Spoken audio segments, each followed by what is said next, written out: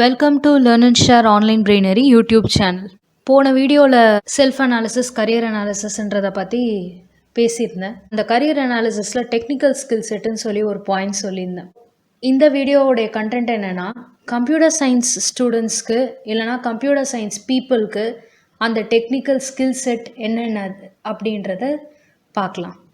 நீங்கள் computer science படிக்கிறவங்களா இருந்தால் கண்டிப்பாக பேசிக்காக இதெல்லாம் தெரிஞ்சிக்கணும் அப்படின்னு இருக்கும். இன்றைக்கி சிலபஸ் கூட பார்த்தீங்கன்னா இந்த எல்லா ஆஸ்பெக்டையும் கவர் பண்ணுற மாதிரி தான் உங்களுக்கு சிலபஸ் ஃப்ரேம் பண்ணியிருப்பாங்க எல்லா யூனிவர்சிட்டிஸ்லேயுமே. டேலண்ட் ஸ்கில்னு 2 டேர்ம் இருக்குது. டேலண்ட்ன்றது நமக்கு பிறப்பிலே வர ஒரு விஷயம். ஸ்கில்ன்றது நம்ம பிறந்ததுக்கப்புறம் அதை நம்ம ப்ராக்டிஸ் பண்ணி அக்வயர் பண்ணிக்கிறது. இந்த விஷயங்களை பொறுத்த வரைக்கும் நமக்கு பர்த்லேருந்து இருக்குமான்னு எனக்கு தெரியாது. ஆனால் இதெல்லாம் ப்ராக்டிஸ் பண்ணால் கண்டிப்பாக நம்மளால் அக்வயர் பண்ணிக்க முடியும், மாஸ்டர் பண்ண முடியும். இப்போது நம்ம ஒரு ஸ்கில்லாக பார்ப்போம். Exposure to different OS. So mostly பார்த்திங்கன்னா விண்டோஸ் ஆப்ரேட்டிங் சிஸ்டமில் தான் நிறையா பழகியிருப்போம். பட் அதையும் தாண்டி நம்ம 1-2 ஓஎஸில் நமக்கு எக்ஸ்போஷர் தேவை. இப்போது நீங்கள் படிப்பு முடித்ததுக்கப்புறம் ஹோஸ்டிங் ரிலேட்டட் ஒர்க்ஸ் போனீங்கன்னா உங்களுக்கு விண்டோஸ் சர்வர் வச்சு ஹோஸ்ட் பண்ணுற வெப்சைட்ஸ் இருக்குது. ஆனால் ஹை பர்ஃபார்மிங் சில வெப்சைட்ஸ் எல்லாம் பார்த்தீங்கன்னா லினக்ஸ் ஓஎஸ் போட்ட சர்வர்ஸாக தான் இருக்கும். ஸோ நீங்கள் நாளைக்கு அந்த இதுக்கு போகிறப்ப நீங்கள் அந்த லினக்ஸ் பேனலை கூட பார்க்கலன்னு வச்சுக்கோங்களேன், உங்களால் உள்ளே போய் ஒர்க் பண்ண முடியாது. ஸோ நம்ம கம்ப்யூட்டர் சயின்ஸுன்றதுனால இந்த மாதிரி கொஞ்சம் இம்பார்ட்டன்ஸ் கொடுத்து படிக்கிறப்ப நம்ம கொஞ்சம் தனியாக தெரியும். அடுத்து ஆஃபீஸ் யூட்ஸ். இதை நான் ஒத்த வரையில் சொல்லணுன்னா மைக்ரோசாஃப்ட் பேக்கேஜ், வேர்ட், எக்ஸல் அதெல்லாம் வரும் இல்லையா. நீங்கள் விண்டோஸ் யூஸ் பண்ணுறவங்களா இருந்தால் உங்களுக்கு மைக்ரோசாஃப்ட் பேக்கேஜ் உள்ளே இருக்க போது நீங்கள் பார்த்துருப்பீங்க. மைக்ரோசாஃப்ட் இல்லாமல் ஓப்பன் ஆஃபீஸ்லாம் எடுத்து டவுன்லோட் பண்ணி பார்த்தீங்கன்னா அதுலேயும் நிறைய ஃபீச்சர்ஸ் இருக்குது.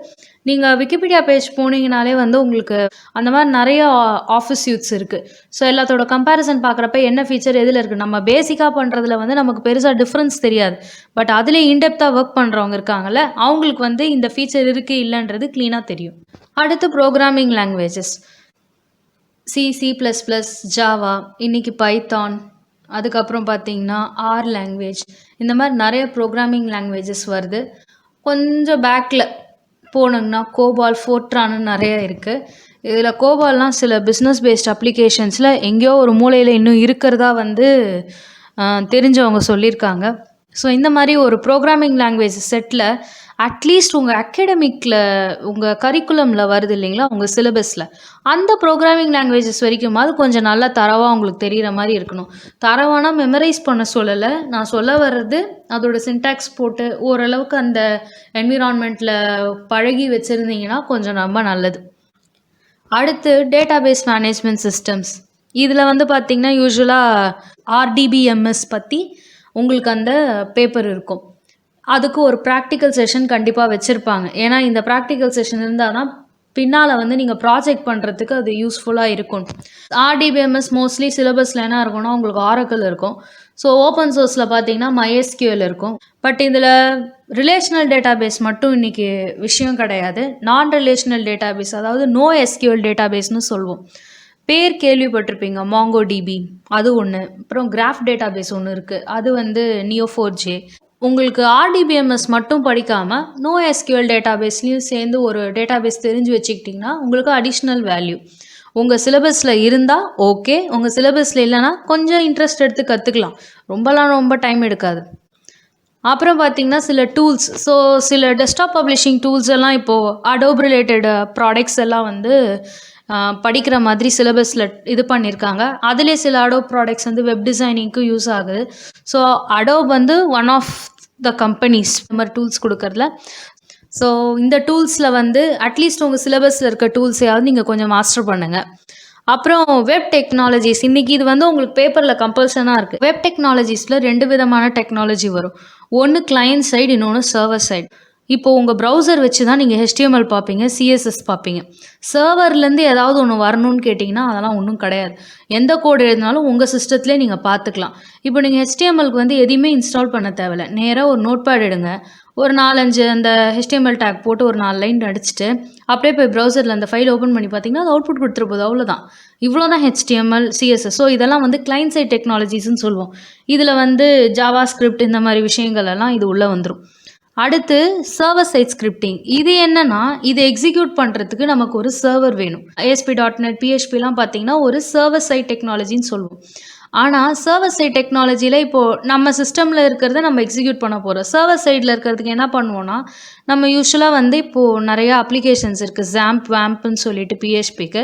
அந்த மாரி மைக்ரோசாஃப்ட் விஷுவல் ஸ்டுடியோ இருந்ததுன்னா, ASP.NETக்கு யூஸ்ஃபுல்லா இருக்கும். உங்களுக்கு ரிமோட்ல சர்வர்ல என்னென்ன ரெஸ்பான்ஸ் வருமோ, அதே மாதிரியே நீங்க இதில எக்ஸிக்யூட் பண்ற மாரி ஒரு என்வைரன்மென்ட் கிரியேட் பண்ணியிருப்பாங்க. ஸோ இந்த மாரி சர்வர் சைட் டெக்னாலஜிஸும் இன்னைக்கு சிலபஸ்ல ஏறியிருக்கு. அதையும் நீங்க தெரிஞ்சுக்கணும். ஒரு நார்மல் பெர்சனுக்கே ஆஃபீஸ் பேக்கேஜஸ் நெறைய தெரியுது. மினிமம் ஒருத்தர் 2 OSல ஒர்க் பண்றாங்கங்க. ஒண்ணு வந்து விண்டோஸ் சிஸ்டம்ல இருக்குன்னு வச்சுப்போம். கையில ஆண்ட்ராய்ட் ஃபோன் வச்சிருக்காங்களா, இதிலயே அவங்களுக்கே 2 எக்ஸ்போஷர் இருக்கு. அதேபோல டூல்ஸும் பார்த்தீங்கன்னா, இன்னைக்கு அவுட் ஆஃப் இன்ட்ரெஸ்ட் வந்து நெறைய பேர் கத்துக்குறாங்க.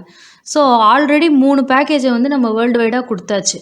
இன்னும் மிச்சம் இருக்கிற இந்த ப்ரோகிராமிங் லாங்குவேஜ், டிபிஎம்எஸ் இந்த இந்த வெப்சைட் டெக்னாலஜி இன்னைக்கு கொஞ்சம் கொஞ்சமா போயிட்டுருக்கு. அப்ப நம்ம ஃபீல்ட்ல இருக்கவங்களுக்கு என்னதான் தெரியறது? அதனால தான் சொல்றேன். இது எக்ஸ்ட்ரா தெரிஞ்சுக்க தெரிஞ்சுக்க நமக்கு வேல்யூ ஏறும். ஏன்னா, இந்த டெக்னிக்கல் ஸ்கில் செட்ல நாம போடுற 4 விஷயமும், ஒரு வேற ஃபீல்ட்லேருந்து வர பெர்சன் போடுற 4 விஷயமும் ஒண்ணா இருந்ததுன்னா, அப்ப நீ என்னதான் பண்ணீங்க படிக்கிற டைம்லன்ற கொஸ்டின் நமக்கு திருப்பி வரும். அதனால கொஞ்சம் சிரமம் எடுத்து பண்றது தப்பு இல்லன்னு நான் ஃபீல் பண்றேன்.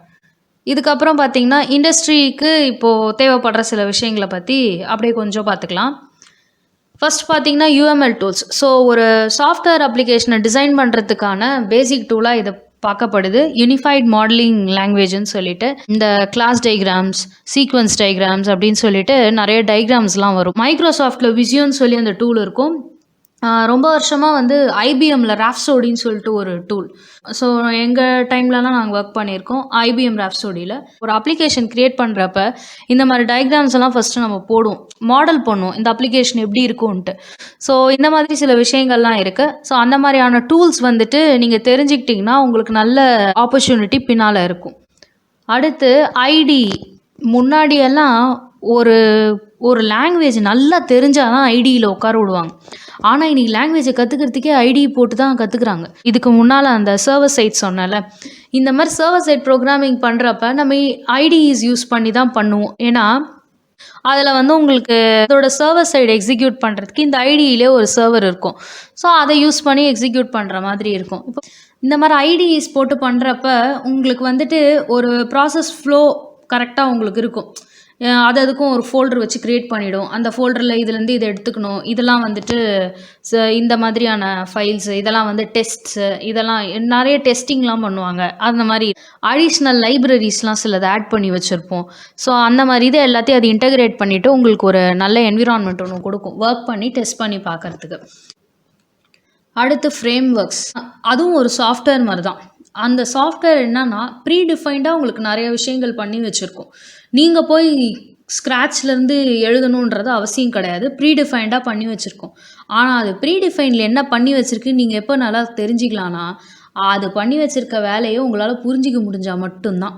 எப்போ புரிஞ்சுக்க முடியும்னா, அந்த பர்ட்டிகுலர் லாங்குவேஜ நீங்க நல்லா தெரிஞ்சுக்கிட்டா மட்டும் தான், அது என்ன பண்ணுன்றது உங்களுக்கு தெரியும். இந்த ப்ரோகிராமிங் லாங்குவேஜோட ப்ரொஃபிஷியன்சி வந்து இருந்தா மட்டும் தான், ஃப்ரேம் ஒர்க்ஸ்ல ஒர்க் பண்றது வந்து உங்களுக்கு ஈஸியா இருக்கும். ஒரு ஆவரேஜ் கோடரா இருந்தா கூட ஃப்ரேம் ஒர்க்ஸ வச்சுட்டு வேலைய முடிச்சிடலாம் அப்படின்னு சொல்லுவாங்க.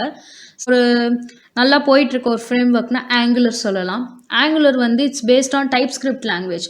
அப்ளிகேஷன் டெவலப்மெண்ட்டுக்கு வந்து ரொம்ப யூஸ்ஃபுல்லா இருக்கு. வேலைய சீக்கிரம் முடிக்கிறதுக்குன்ற மாரி சொல்லப்படுது. ஸோ இந்த ஃப்ரேம் ஒர்க்ஸ்க்கு அப்புறம் நம்ம பார்க்க போற விஷயங்கள் என்னன்னா, சாஃப்ட்வேர் லைப்ரரி. ஃப்ரேம் ஒர்க்ஸ்க்கு அப்புறம் நம்ம சாஃப்ட்வேர் லைப்ரரி இமிடியேட்டா பிளேஸ் பண்ணதுக்கு ஒரு ரீசன் இருக்கு. லைப்ரரியும் ஃப்ரேம் ஒர்க் என்ன பண்ணுதோ அத தான் பண்ண போகுது. ஃப்ரேம் ஒர்க் ஒரு சாஃப்ட்வேரா அவைலபிளா இருக்கா? லைப்ரரி வந்து தனியா ஒரு ஜிப் பேக்கேஜ் மாரி அவைலபிளா இருக்கும்.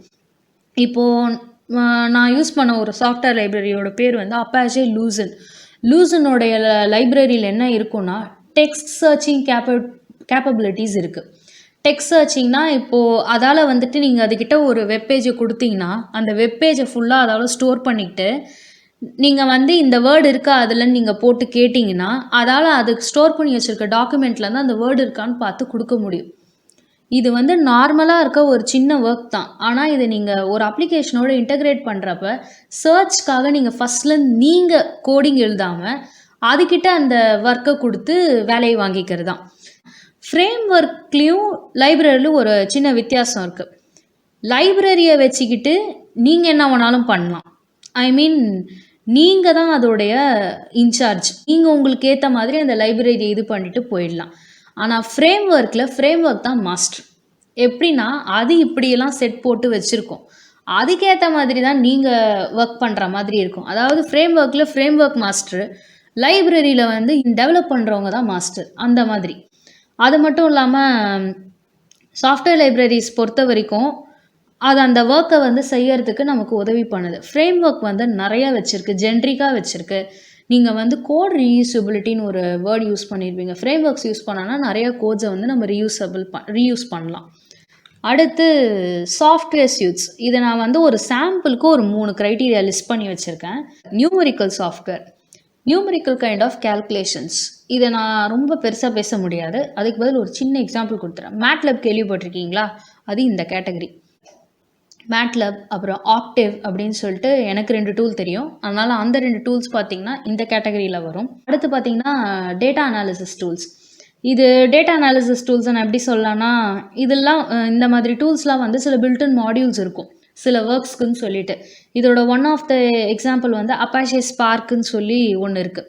இது பார்த்திங்கன்னா சின்ன எல்லா மாடியூல்ஸ் எல்லாம் வச்சுருக்கோம். இப்போ ஒரு மிஷின் லேர்னிங்காக கூட அது ஒரு மாடியூல் வச்சுருக்கோம். ஸோ அந்த மாடியூலை யூஸ் பண்ணி நம்ம ஒர்க் பண்ணுற மாதிரி இருக்கும். இப்போது நான் மிஷின் லேர்னிங்கே வந்து ஒரு டூலாகவே கொடுத்துருக்கேன். ஏன்னா மிஷின் லேர்னிங் மட்டும் பண்ணுறதுக்குன்ட்டு வீக்கா அப்படின்னு சொல்லி ஸோ WEK அந்த மாதிரி டூல்ஸ் எல்லாம் அவைலபிளாக இருக்குது. நான் உண்மையாலே ஒர்க் பண்ண டூல்ஸ் ஏதாவது இருந்தால் மட்டும்தான் நான் உங்களுக்கு மென்ஷன் பண்ணுறேன். ஏன்னா கூகுள் லிஸ்ட் எடுத்து கொடுக்குறது ரொம்ப ஈஸி. ஏன்னா அந்த டூல் பற்றி இன்னும் அவுட் தெரியாமல் நான் பேச முடியாதுன்றதுனால நான் எனக்கு தெரிஞ்ச டூல்ஸை மட்டும்தான் இதில் எக்ஸாம்பிள்ஸாக கொடுத்துருக்கேன். ஸோ இதையும் தாண்டி நிறையா இருக்குது, அதை நாம் தான் எக்ஸ்ப்ளோர் பண்ணி பார்க்கணும். ஸோ இப்போது இதான் மெயின் விஷயம். என்றைக்குமே நம்ம கற்றுக்க ரெடியாக இருக்கணும். அதை தான் இந்த லேர்னுன்னு சொல்கிறேன். கற்றுக்கிட்டதை தெரியாதவங்களோட ஷேர் பண்ணிக்கணும், இல்லை தெரிஞ்சவங்களோட இருந்தாலும் பரவாயில்ல ஷேர் பண்ணிக்கலாம். ஷேர் பண்ணுறது மூலிமா நம்ம அதை யூஸ் பண்ணுறதுக்கு சமம். அடுத்து நமக்கு ஏற்கனவே லேர்ன் பண்ணி வச்சுருக்க விஷயங்களில் நம்மளை விட ஒருத்தவங்களுக்கு அதிகமாக தெரிஞ்சதுன்னா அவங்கக்கிட்டேருந்து திருப்பி லேர்ன் பண்ணிக்கிறது மூலிமா நாம் அப்டேட் ஆகலாம். இன்றைக்கி ஓரளவுக்கு டெக்னிக்கல் ஸ்கில் செட் அப்படியே கம்ப்யூட்டர் சயின்ஸ் ஃபீல்டில் கவர் பண்ணியிருக்கேன்னு நினைக்கிறேன். நான் இதை மெயின் டார்கெட்டாக கம்ப்யூட்டர் சயின்ஸ் ஸ்டூடெண்ட்ஸ்க்காக போட்டிருக்கேன். பட் ஸ்டூடெண்ட்டாக இருந்து வெளில வந்து இன்றைக்கி வேலைக்கு போகிறவங்களுக்கும் இது யூஸ்ஃபுல்லாக இருந்துச்சுன்னா ரொம்ப நல்லது. இருக்கிற டைமை யூஸ் பண்ணிக்கிட்டு நம்மளை கொஞ்சம் அப்டேட் பண்ணிக்கிட்டாலே நம்மளால் ஓரளவுக்கு நம்ம ஃபீல்டில் வந்து தாக்கு பிடிச்சிட்டு போக முடியும். Thank you viewers.